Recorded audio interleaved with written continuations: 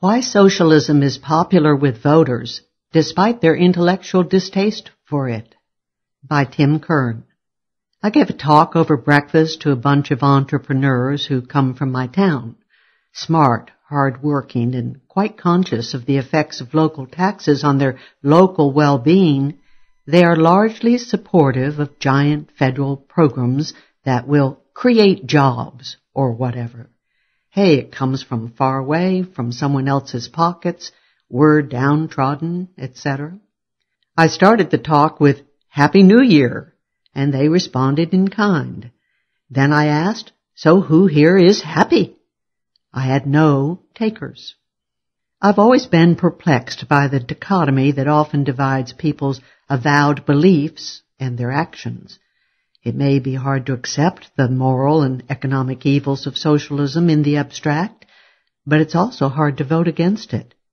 It turns out to be fairly easy, however, if potentially dangerous, to give an example of its insidiousness. Asked whether they believed that socialism was the best track to prosperity, all said no. Asked whether they supported socialism or capitalism, the latter got the universal nod. I followed those introductory comments with a brief spiel on a book I wrote years ago. I brought out a copy, briefly paged through it, and mentioned its content and supposed value. I also said that if the group wanted this book to go to one of the audience members, they could vote for me to make it so. The vote was unanimous. No one was so selfish that he or she would vote against the prospect, even if the odds were against any particular individuals being awarded the book. Heck, something for nothing was in play. So I gave the book to the nearest audience member. And then I said, well, you voted for me to give this book to George, but that book had a cost. We never discussed what cost was attached to your votes. I just spaced that. Anyway, it's only fair to have that cost borne by all. I'd like you each to pass $1 up here to the podium, unless, of course, George wants to give it back to me. George played along, or perhaps he really wanted the book. He laughed and told his colleagues to fork over the money. The audience's mood was growing dark, and I didn't want to cause trouble, so I then reached into my bag and gave a book to everyone.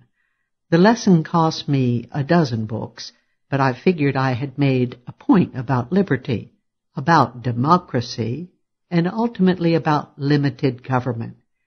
Just because the majority wants something does not mean that the greater good is really served. Just because the majority wants something doesn't mean that anyone has the right to expropriate it from the owner. And just because the majority wants something doesn't mean that the process itself is sustainable, the new catchword used to limit all innovation and progress. So, with the darkness created and then dispelled, I made several points about how majority rule can lead to total collapse of a society. Allocation of expropriated property or labor leads to resistance and output reduction on the part of those who are being plundered. When reductions in supply are not accommodated by reductions in quantity demanded, discontent arises among the voters who are taught to believe that their mere votes somehow create goods and services.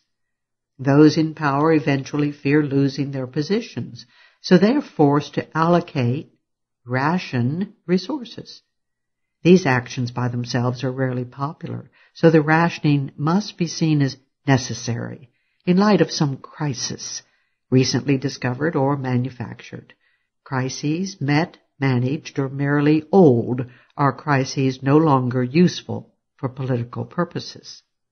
After rationing fails to meet the needs, the remaining productive class must be inspired to produce ever more, with ever less reward.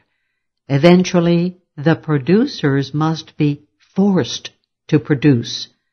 We have shortages, stagnation of innovation, and ultimately slavery, destitution.